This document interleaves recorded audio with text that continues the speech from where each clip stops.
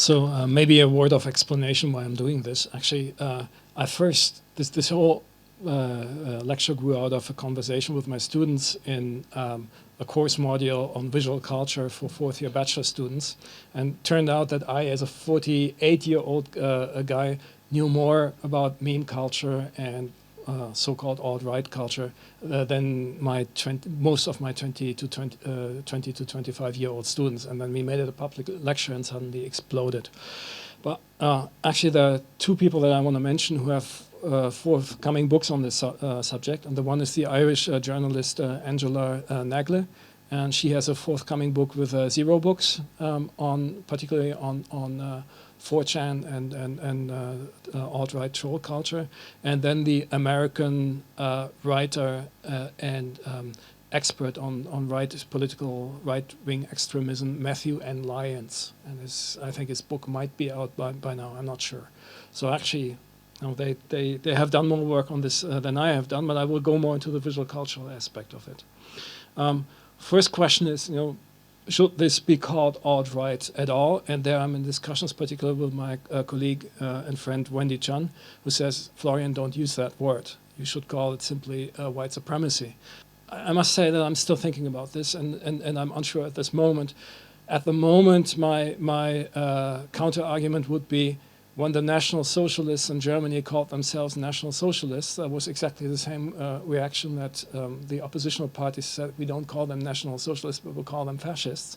But still, there was something specific to German National Socialism in the context of overall European fascism. I think we're confronted with a similar problem now with the so-called alt-right. And to point out why, then just give me a short moment for the address, because we are gathered here in the cathedral with a Lipkak audience, and you might put your guy names into echo brackets and call it not the cathedral but the synagogue. But if you took the red pill, you will hate conservatives just as much as Lipkaks and the SJWs. So you might be in it only for the Kek of Pepe, or you might be fasci or NRX. And if you didn't understand most of what I've been saying, then you're not familiar with the subculture of the so-called alt-right, because that is their language. And basically the whole point of my lecture is to give you the literacy, to be able to decode it. When I first gave this lecture in November, nobody knew even the names. I think by now, I assume, but please raise your hands, please. There's nothing to be ashamed of that. More or less everyone is familiar with Steve Bannon, who back then said that Breitbart is the platform for the alt-right. He said that some time ago, before he got appointed by Donald Trump as his chief strategic advisor. I guess, especially in the UK, practically everyone is familiar with Milo Yiannopoulos by now. And I also suppose, but tell me if I'm wrong, that most of you have heard of this person, Richard Spencer, who became famous basically. Hail Trump! Sorry, this is really. I think I don't need to play much more than this. Well, this is the moment which let's say these words. This is claimed to. Victory. This was immediately after the election of Donald Trump as American president, and so. And if you're familiar at least with these 3 names, which might be the most prominent 3 names in this phenomenon called the alt-right, then you might ask yourself, well, how are they connected at all? Okay, Milo Yiannopoulos used to work as an editor for Breitbart, so for Bannon, until last week, until he misstepped. But what is the relation to someone like this? So what I tried is actually to map the so-called alt-right, but actually I must say only parts of it. There are many blank territories on this map, so it's a very selective map. And the part of the alt-right culture that we have talked about is on the right side, the more mainstream part with Breitbart, Steve Bannon, Yiannopoulos, who worked as an editor for them. And on the left part, I would say the part of it that actually coined the name. So Richard Spencer is someone with degrees in humanities from quite reputable American universities. and who coined the term of the alternative right, I think in 2009, and launched a homonymous website in 2010, but is someone who actually comes more from, you could say, traditional radical right politics as we particularly know them in Europe. If you talk about Spencer, then it's really an import of nationalist, the nationalist extreme right politics into an American discourse. Here is an article on him based on an interview where he said he's looking to create an American ethno-state, and then he uses this typically American liberal left-wing term of the safe space, but applies it to the white Americans. So you could say this is a typical position of white separatism or white nationalism, to claim literally a territory for the white American population within America. In my map, maybe I'll just switch back, I grouped him with another person called Jared Taylor. Well, basically Spencer and Taylor are quite traditional in their method of politics, in that they both are the directors of partly self-founded think tanks. The one called National Policy Institute sounds pompous, but it's actually operating out of the vacation home of Richard Spencer's mother, as I have read in an article, so don't take it with a grain of salt. And American Renaissance, which was founded in the 1990s by Jared Taylor, this gentleman here. And I do have a short video, and I just want to play parts of it. As a long-standing member of the alt-right, this is how I see it. We are a broad dissident movement that includes many different websites, organizations, and viewpoints. Some members hold distinctive positions on sex roles, trade and free markets, forms of government, and foreign policy. But they all agree on one thing: equality is a dangerous myth. The alt-right is united in rejecting the current dogma that all races are equal. Races are different. They differ in average levels of intelligence. They do not build identical societies. And there is no reason to think non-whites can maintain Western civilization, the civilization that whites created.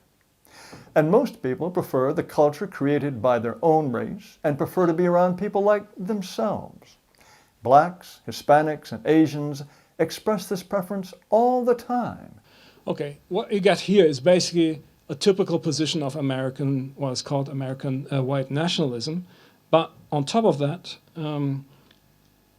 it is actually the import of a concept, of a political concept that was developed in France, in the extreme right of France in the late 60s, early 70s, called ethnopluralism. Ethnopluralism sounds very liberal, but actually means race separation. Yeah? So it basically means Europe to the whites, Africa to black people, Asia to Asian people. And then it claims that it makes no racial superiority claims, but we already saw it in the presentation, in the speech of Taylor, how dubious these claims are. And the coiner of that concept is a Frenchman called Alain de Benoist, who happened to be, who coined this concept in the early 1970s, but has a direct link with Richard Spencer, so the person that we saw giving the fascist salute in the beginning, because Richard Spencer invited him to one of his conferences to speak there. The more contemporary manifestation of the French Nouvelle Droite is this one here, the so-called identitarian movement, which is very active in France, in Austria, and in Germany, partly also in the Netherlands, and which uses this symbol. And I'm not sure whether anyone here recognizes it. By the way, we will encounter that symbol again in the context of American meme wars and the American so-called alt-right. This is from the movie 300, which is a kind of semi-CGI animation adaptation of a comic book by Frank Miller, which talks about the war of the Spartans against the Persians. So, and this now here becomes as a kind of Muslim anti-immigrant sign of identitarian politics, so identitarian in the sense of militant defense of white European identity. So what we see is actually that what people say the more traditional right extremists within the so-called alt-right movements, the people also who coined the term alt-right in America did is that they imported the concepts from the European new right or nouvelle droite that were already developed many decades ago and brought them alive in an American context. Now we switch over to the right side of the map. Milo Yiannopoulos, well known in the meantime, when he was still at Breitbart, he published this article together with Alan Bukhari called An Establishment Conservative Guide to the Alt-Right. And if you just, it's a very long article. And actually, I think it's useful. By the way, it's also dubious to which degree Yiannopoulos wrote this himself, because he had lots of Breitbart staff writers and interns writing in his name. So it's not quite clear which articles that appeared under the Yiannopoulos name were really fully written by him. And what we see here, I find the iconology quite interesting, because we see a frog, Pepe the Frog, let's say now the most famous alt-right meme, scaring the elephant, which is the traditional symbol of the American Republican Party. And then you have GOP, Grand Old Party, and that's a tombstone, and basically the alt-right as this new kind of force of the political right that kind of scares and reinvents right-wing politics. And then this article goes into quite a lot of detail of discussing let's say the various fractions and phenomena and subcultures of the alt-right. Richard Spencer and American Renaissance, Jared Taylor, have been mentioned by me just before. But then another really important part is the so-called manosphere, which is an anti-feminist movement that originated on the internet. I will go into more detail. Human biodiversity is a euphemism that you very often find in alt-right subculture for pseudoscientific racism, to put it bluntly. So race theories that, for example, the race IQ curve that we saw before, but also explanations why there is something like a genetic IQ separation that will also create future superior races. A particular theoretician who's producing a variant of that is Nick Land, and I will talk about him later. And he's mentioned here on the next page, Nick Land and Curtis Yarvin. I think Nick Land might be well known here in the UK as someone, let's say, a legendary figure of media theory of the so-called cybernetic cultural research unit at the University of Warwick in the 1990s. Curtis Yarvin, an American software developer who had a blog, and they both created the notion of the neo-reactionary movement. The neo-reactionary movement feeds into the alt-right, but also has very clear points of distinguishment and differences with it. I will go into more detail. I addressed you as libcucks. So conservative is a typical alt-right term, which applies to traditional conservatives. Where does this come from? It's linked to the so-called manosphere. I will go into more detail later. Then we're still in the same article, in the same Breitbart article, which appeared in March 2016. So before Breitbart became part of the Trump campaign. Here we see Donald Trump in the face of Pepe the Frog, of this meme, with the subtitle, "There are no brakes on this train." So this movement is unstoppable. Still, to go further into this one, we have now an explanation of 4chan and image board culture. I will explain that as well. And then finally, the so-called 1488ers. Those of you familiar with neo-Nazi movements might be familiar with those codes. So 88, 8 and 8, that's HH in the alphabet. The eighth letter of the alphabet is H. And then you get Heil Hitler. So, for example, in East Germany and Eastern Europe, you very often see graffitis on the wall 88, which is code language for Heil Hitler.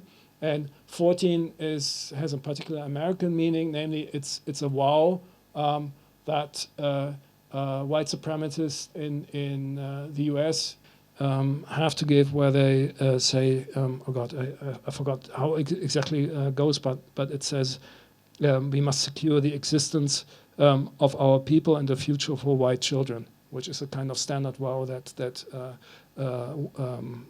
American neo-Nazi and white supremacist organizations use when recruiting new members.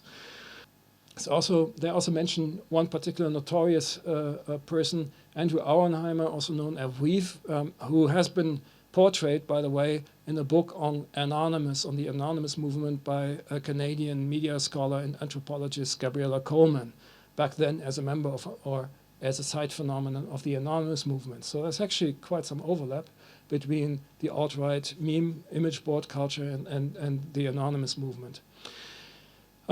This brings us, if we go from this, let's say, this overlap between meme culture, image boards, and the American neo-Nazi scene, then we get to this blog, The Right Stuff, which is, let's say, a prominent blog within the American alt-right subcultures. And we see here the same, on this map, we see the same idea that also has been voiced by Jared Taylor. I mean, this is the supposed territory that should be reserved for whites in the USA, according to this blog. And they even have their own lexicon. TRS stands for The Right Stuff. You also see the use of fascist imagery on the blog. And one of them, I mean, that a lot of the kind of word memes or the kind of slang that I also used in addressing you is part of this lexicon. But one that became particularly notorious, you might have come across of that, the so-called echo brackets. And these are the three brackets in which names of political adversaries are being put and who then are supposedly Jewish. So this is an anti-Semitic tag or an anti-Semitic meme. For example, if you refer to someone in a denigrating fashion on Twitter or other social media from this kind of neo-Nazi alt-right standpoint, and you want to have an anti-Semitic slur against them, you put their name into these three brackets, which is also, you could say, a form of tagging, because that means that, for example, through searches on the social media or search engines, you can find those attacks, and other people it's easier for other people to join. This is from the website of the American Defamation League, a Jewish civil rights organization, which ranks these three echo brackets as an equivalent of, for example, the swastika as a hate symbol.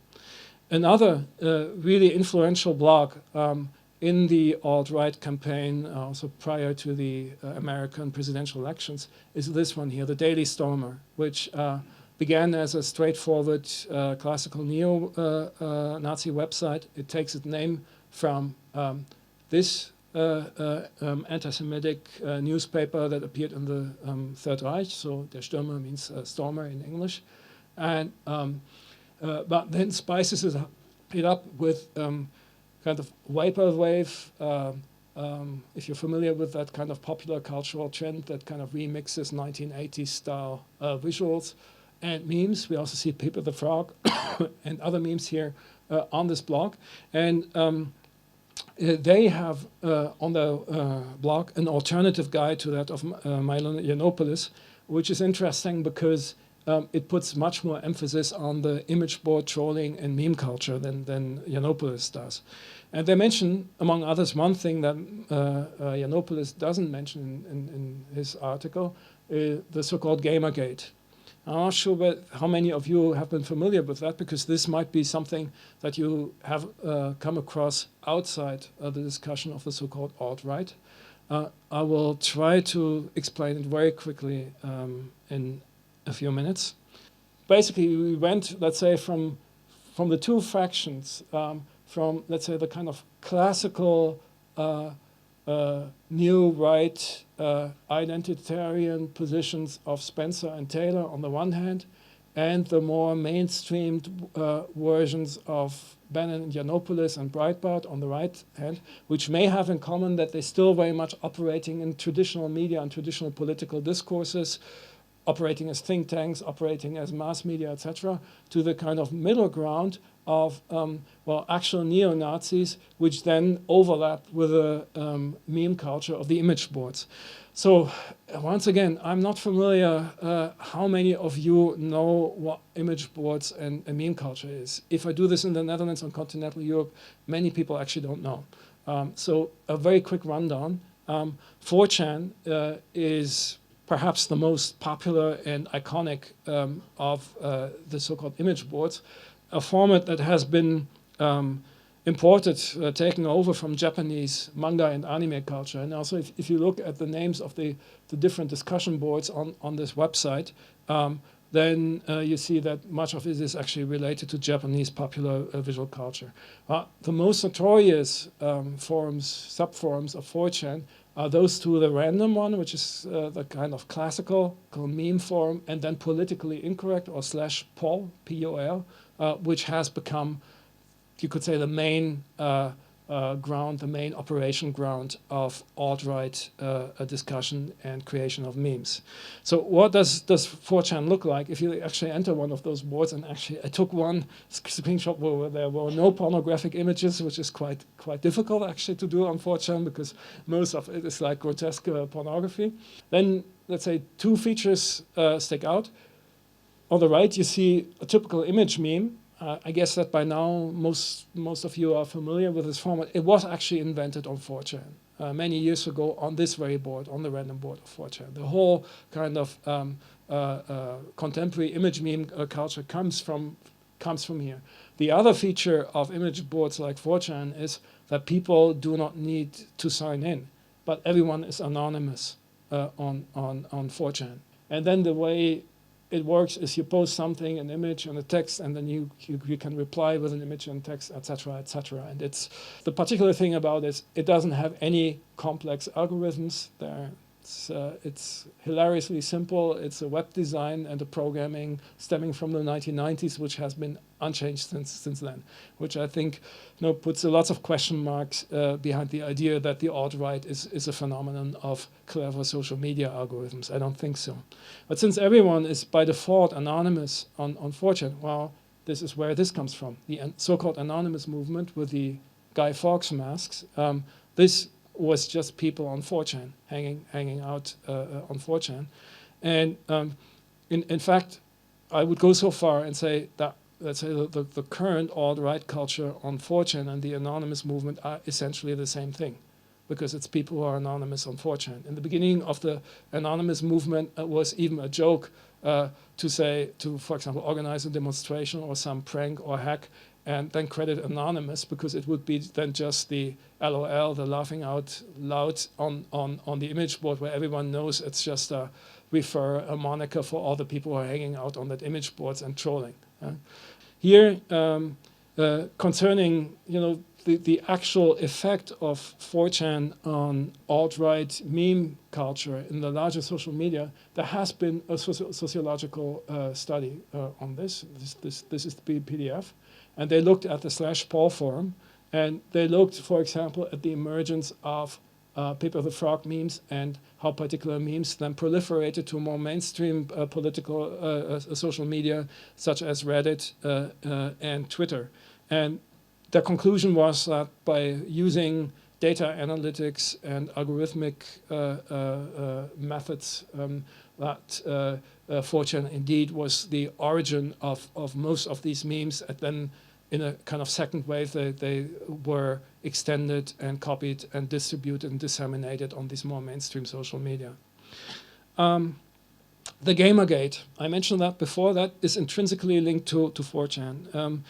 It began with an independent game developer, Zoe Quinn, who produced a text-based game called Depression Quest. It's basically, if you play this game, you live through a clinical depression, and the point of the game is there's no way out. There's no way of solving or winning this game against depression. Well, what happened, I have to be really brief, is at that point she apparently had a boyfriend who then posted a long rant on his blog, several pages, that supposedly, which was unsubstantiated, that she had somehow tried to gain favorable reviews in game journals, in the gaming press, by having had a relationship with a game journalist, and this kind of exploded on 4chan. So that the whole idea was then basically that here there's a kind of feminist politically correct conspiracy against gamer culture. So the reactions on 4chan was, for example, to well, you call it doxing, to hack into the social media accounts and email accounts of people and publish all the information on 4chan itself. So that, as this is from the Wikipedia article on the Gamergate, so you can read the whole piece, that she ultimately was subjected to rape and death threats and had to leave her home. And there's also now a discussion on the FBI not having taken this case seriously enough. There is, and what came up in the Gamergate and these discussions of these female game developers was, you could say, the word meme of the social justice warrior, SJW, which I also used in my address to you. And this has become a kind of standard meme in alt-right culture to say we are fighting against the social justice warriors. So the politically correct identity politicians. That might be an easy translation. The interesting thing about this is that you find this meme, this acronym, not only in alt-right culture, but you also find it, for example, in hacker culture that identifies itself as left-wing. So, for example, a former spokesman of the Chaos Computer Club in Germany uses it too in his blogs, and actually yesterday blogged on another female game developer that was attacked in the course of this campaign, Brianna Wu, who had basically experienced the same that Zoe Quinn experienced, and then ultimately also Anita Sarkeesian. Maybe she's known to some people here because she has a YouTube channel which began with a feminist critique of gender stereotypes in Hollywood movies, but then moved over to criticizing gender stereotypes in games, in popular games. So she became part of let's say this Gamergate campaign, attack campaign as well, to the point where she had to cancel several of her public speeches, I think, or maybe even all of her public speeches on American campuses because of death threats and bombing threats. And these are some of the memes that were created on 4chan on Anita Sarkeesian in the course of the Gamergate. So the polemics, we're talking about the year 2014, the Gamergate polemics on 4chan exploded to such a degree that Christopher Moot, the former owner of 4chan, created the temporary ban on any discussion of the so-called Gamergate on 4chan, which didn't help. It just then moved on to other boards.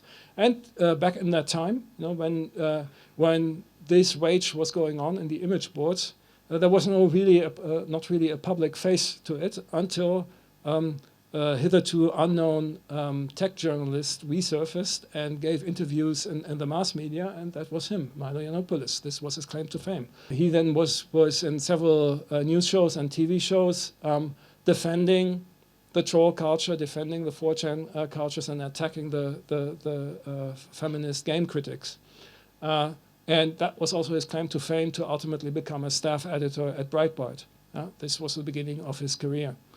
What also happened, you might be familiar with the shooting of Trayvon Martin through a black kid in the US, through a neighborhood watch person. And what happened shortly after he was shot is that somebody also doxed him, hacked into his email and social media accounts, and exposed everything on 4chan in order to prove that he was a drug dealer. Another example, and Dylan Roof, by the way, the one who made the shooting in the church in South Carolina, North Carolina, South Carolina, now I'm not sure, but in one of the two Carolinas, was also someone who had hung out on the 4chan political board. Here we have now a concrete example of how this subculture on the political boards of 4chan and another image board, 8chan, directly fed into the Donald Trump campaign. So this here was a meme produced on the image boards, history made, Hillary Clinton, and then most corrupt candidate ever. And as you see here, this was then retweeted by Donald Trump, or I rather would say the Donald Trump campaign. Personally, I don't buy the story that Donald Trump stays up all night to send irresponsible messages through Twitter, because then Donald Trump would have been personally involved and immersed into this very complex, very time-intensive Chan culture. So I'm sure this is his campaign team. Yeah? And also that the Donald Trump Twitter tweet is a very carefully manufactured news medium. And what happened here is that if you look carefully at this image, then you see that actually it has the David star. So this is an anti-Semitic meme from one of the image boards. And the Trump campaign recognized that either too late or they let it slip on purpose, who knows. But they pulled this tweet like 1 hour later after media went publishing the story that there was an anti-Semitic tweet by Donald Trump, by the Donald Trump campaign. But the origin of that were the image boards. We talked about how there was this strong interaction, interconnection between these openly neo-Nazi alt-right blogs like the Daily Stormer and then the image board culture. And there's also one video which I can only show briefly, and it's this one here. Welcome to the Adolf Hitler School of Meme Magic, initiates. You're here because you have the talent in your blood to be a meme sorcerer. But that talent is rough, and your path. This is a YouTube video, and it's probably been co-produced by Weave, this one neo-Nazi hacker linked to both image board culture and the Right Stuff blog. And what it gives you is it's a more, I think it's oh god, that goes too fast, but it's a 2-hour video that gives you a kind of basic design school or art school course in how to use the open source image editing program, the GIMP, in order to produce a meme and how to distribute that meme and make it viral. So what it actually does, this is Omar Martin, the person who shot 49 people in a gay nightclub in Florida. You might be familiar with the story. And this video tells you how to redress him as Pepe the Frog and make him a martyr of the alt-right as a kind of anti-gay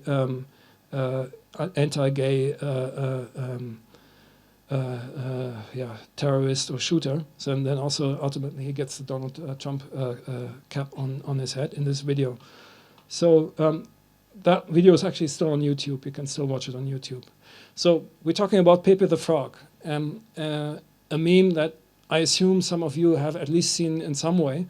It didn't have any kind of political connotation when the character was created. It comes from this independent comic strip. These are 4 college kids. This comic has a kind of grotesque juvenile humor, which is one of the reasons why it became popular in the Chan culture, in the image board culture. Its creator Matt Fury tried to reclaim it. He even went, I think, to the major news media of America, like the New York Times, and said, I want to reclaim my own creation, which of course is impossible. I mean, this is not how it works. Copyright or intellectual property doesn't work in the ways it used to work in 20 years ago. This is, actually, I didn't make this. This is from an image board creation itself, this map here. This is a kind of genetic diagram of the mutation of Pepe from basically what just was a kind of smiley. So what happened is that people on the image boards used Pepe as an expression for either the sad Pepe or the glad Pepe, to say feels good man or feels bad man. So just as a kind of signature to give a reaction to a previous posting on an image board. But then it changed. One of the main reasons why it became this political meme is the so-called Beta Uprising, which is an anti-feminist movement. I can't go into detail. I don't have the time today to explain it, but you can look it up if you look into Beta Uprising. But it got conflated actually with another meme, that of Kek. and Kek is the, let's say it's a new LOL. If you are a gamer and you play the World of Warcraft, and you try to communicate between two groups of players, and you send them an LOL, then it arrives as Kek in their chat. I don't know whether it was a bug or a feature in World of Warcraft. I read that it had to do with a Korean mistranslation of LOL. I'm not sure. That might be also a myth. But what happened is that then Kek as the new LOL got conflated with Pepe the Frog and with Egyptian mythology, because there happens to be an old Egyptian god, Kek, called Kek, the god of primordial darkness, which can be, actually the god can be either male or female, and it can have the head of either a frog or a cat. So suddenly what happened is meme magic. Yeah? We saw meme magic also as the theme of the instruction video that I showed you. And so then the idea was that Kek became a kind of god of a chaos religion, comparable to other kind of subcultural chaos religions, like, for example, Discordianism, which was founded in the 1960s on 4chan, and then conflated with Donald Trump, and very soon turned into an alt-right meme. For example, this here is from The Right Stuff, and here you see how an existing text on resistance then gets translated into a right extremist manifesto of militant resistance with Pepe the Frog. And these are other variations. Actually, I censored this because I thought I have to be at a, I shouldn't show any pornography, but you can imagine what this is. This is Hillary Clinton's campaign, I'm with her, turned into I'm in her. This is a piece of street art in an American city. 100% fasci. I use that also in my address to you. Fasci means fascist, but fascist in a fashionable sense. So this is, again, one of the slang words of alt-right subculture, to say something as fasci.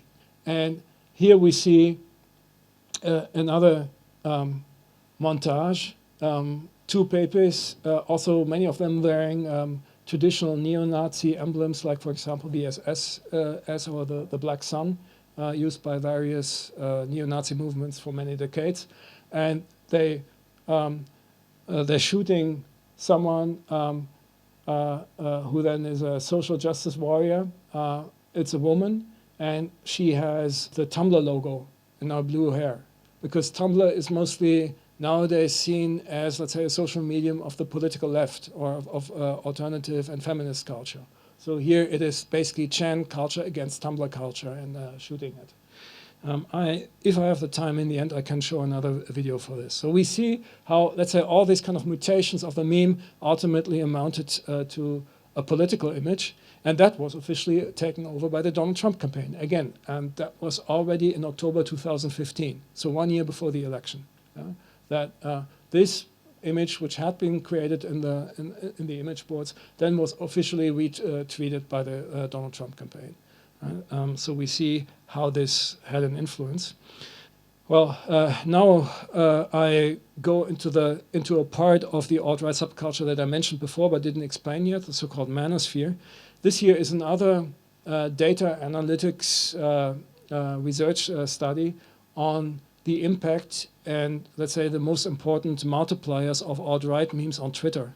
And there are two people. Prison Planet actually is a British blogger, and the other one is Mike Czernowitz, who has been portrayed by The New Yorker in a long article as the meme mastermind of the alt-right. He had a direct connection with Michael Flynn, the national security advisor, who had to resign because of his ties to Russia. So this was Flynn during the election campaign recommending a book by Czernowitz, which is about, let's say, male empowerment.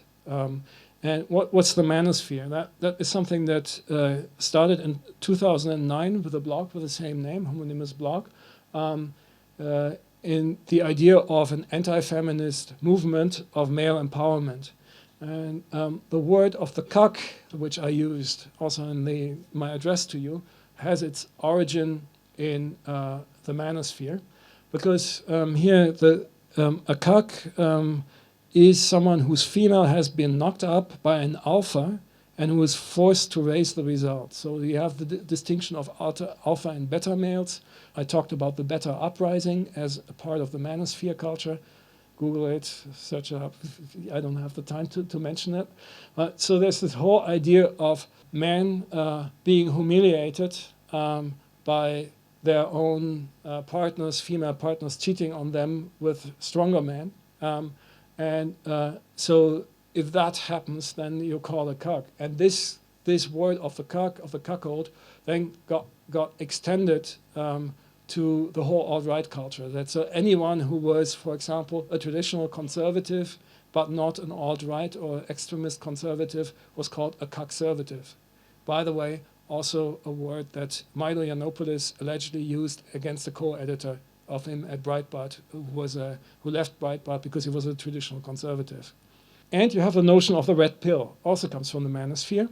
And the idea is, it comes from the Matrix, where you have the red pill and the blue pill. Just briefly, before I explain this, to go back to the map. So we're now here. We're in the meme culture, manosphere, and how these two things related to each other. Here's the Matrix from 1999, and Neo is faced with a choice between the red pill, which will give him insight into how the Matrix inner workings are, or the blue pill, where he still is fed by the illusion. And you could say that's maybe a modern version of Plato's cave. It's an update of Platonism. And this notion of the red pill, of swallowing the red pill, is universally used in different alt-right cultures. So you have been red-pilled if you are in the manosphere and you have seen that you have been betrayed in your life by feminism and that you want to have patriarchy back. Then if you have realized it, then you have been red-pilled.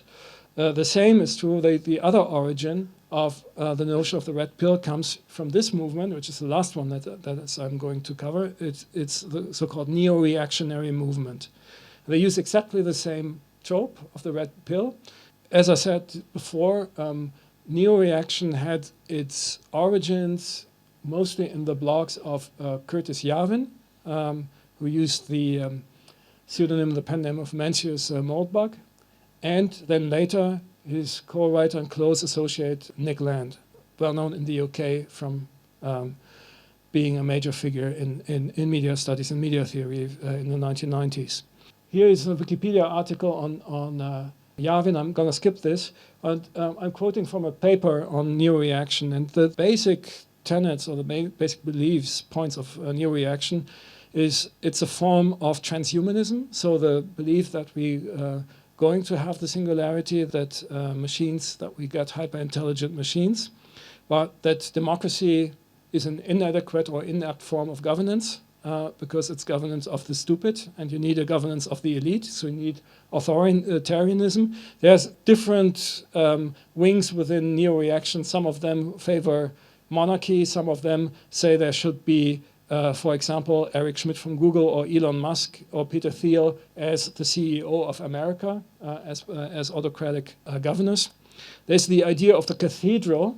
Comes from Curtis Yarvin, the idea that there's a kind of conspiracy of liberal media, of liberal academia, of liberal government, or a place like this. This is why I said in my address to you, we're here in the cathedral.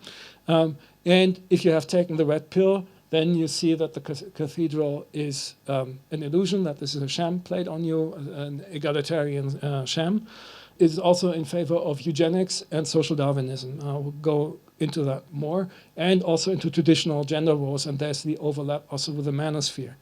These are some neo-reactionary memes that have been created and spread in the image boards, where you can also see, well, neo-reaction thinks of itself as an elitist discourse that keeps distance from populism, and therefore, for example, would not advocate Donald Trump. That's a major dividing line with the rest of the alt-right, because Donald Trump clearly would be too stupid for neo-reactionaries to be on the same level as Elon Musk or others. You can still see how many of the tropes and points from neo-reaction have been taken over into the larger alt-right culture. There's also a link, alt-right neo-reaction blogger called Paul Ramsey, or Ramsey Paul, who acts as an interface between Neoreaction and the alt-right, but I don't have the time to cover him in more detail. I talked about Nick Land. His brand of Neoreaction is called The Dark Enlightenment. It's hosted on the same website, the same blog as the writings of Moldbach, Curtis Yarvin. Just to give you a hunch of, let's say, the influence that Nick Land in his former times as a media theoretician had on culture in the UK. Some of you might be familiar with Mark Fisher, a critic who recently died and who wrote the book Capitalist Realism, a leftist very obviously, who wrote for, I think it was for ID magazine, no, for Dazed and Confused. Is Nick Land the most important British philosopher of the last 20 years? This is not actually a quote by Fisher himself, but by Kortvoye Shun, whom you quoted. Both of them studied with him. So that gives you an idea of how influential he was. Also, if you have heard of accelerationism and have seen this book, accelerationism is a philosophy that is basically derived from Nick Land's writing in the 1990s. I won't go into more detail. This here is from Nick Land's website, The Dark Enlightenment, where he says it's about breaking through mind control, breaking with a blank slate theory, so the idea that all humans are born equal, are a blank slate, and then only influenced in their development by social factors. And he then subscribes to an idea of what he calls speciation. So basically that there's a kind of split up of the human species into higher species, and he thinks that political developments, technological developments will eventually force part of humans to emigrate into outer space and colonize other planets, but only that the most smartest people will be able to do this, only the Silicon Valley elite, and that this eventually will result in a new race that will split from the Homo sapiens. So he's also, let's say he's an oddball figure. I've read some white supremacist blogs where they attack him and they say, you're not really for the white supremacy, you're for a different kind of racial supremacy. And he conversely would attack, let's say, that the traditional white supremacist for living in the past and not the future. He is a futurist. This is from his blog from 22nd of January, so it's not that old, where he, for example, speaks of cultural Marxists, and suddenly you see the three brackets here. So the three brackets the anti-Semitic brackets that were created by the Right Stuff blog, or he speaks of racial entropy and idiocracy. So this, for me, is, let's say, racist enough to be called racist. Now, you might have heard this, or many of you might have heard this. This was a demonstration just last weekend against a gallery in London called LD50, which had been hosting a conference on Neoreaction in the last summer, and they did it a little bit conspiratively. LD50 was quite an influential kind of edgy gallery for post-internet art. They also collaborated with Goldsmiths, among others. Their last exhibition actually was an exhibition on the alt-right. What happened now is that people found out relatively late. I was aware of that already last year in November or December that they had this program. And now let's say, a larger public in London found out that this had been happening at LD50, and there was a protest march, a demonstration last week, and also the gallery owner has been told to withdraw from public by the police and protect herself. I have an opinion on this, which might be unpopular.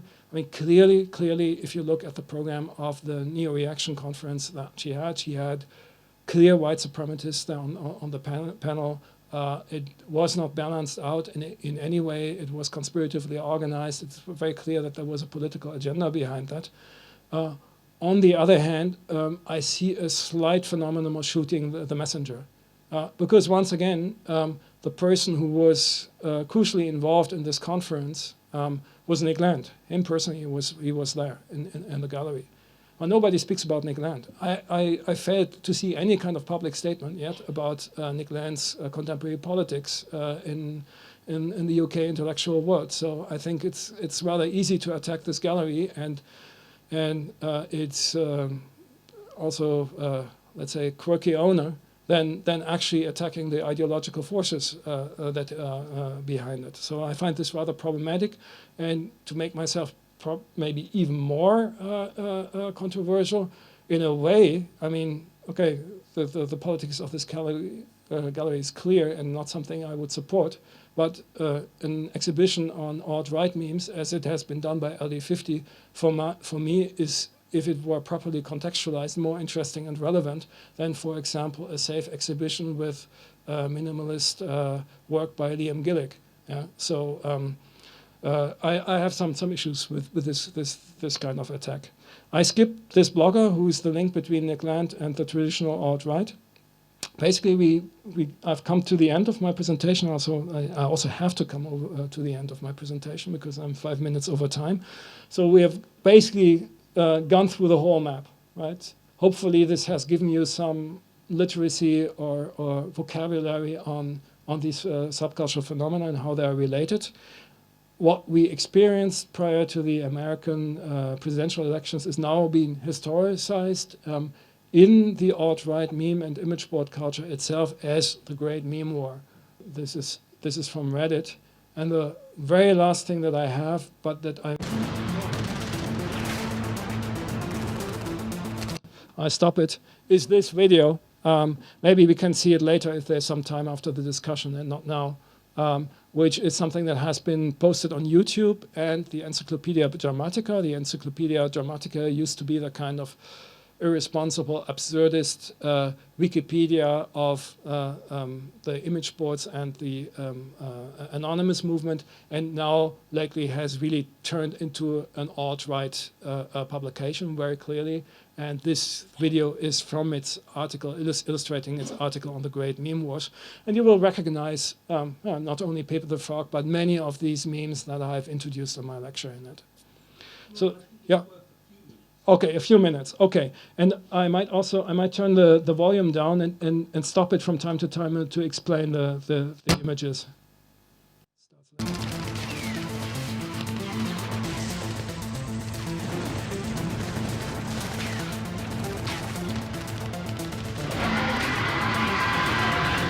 This is communism getting shut down.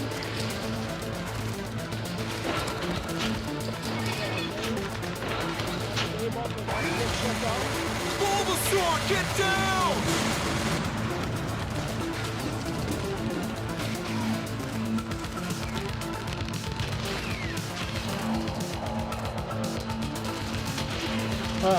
She's wearing a Nazi uniform. These are feminists from Poland, and they now got killed with a flamethrower.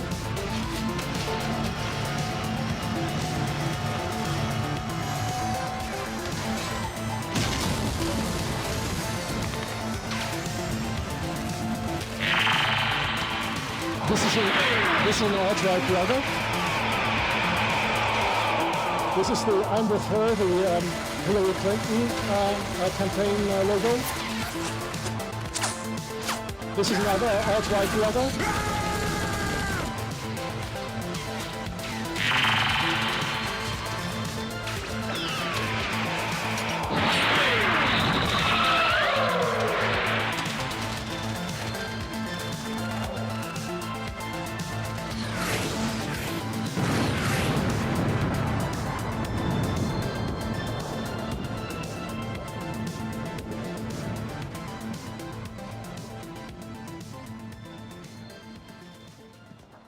It's over! Trump's taken the White House!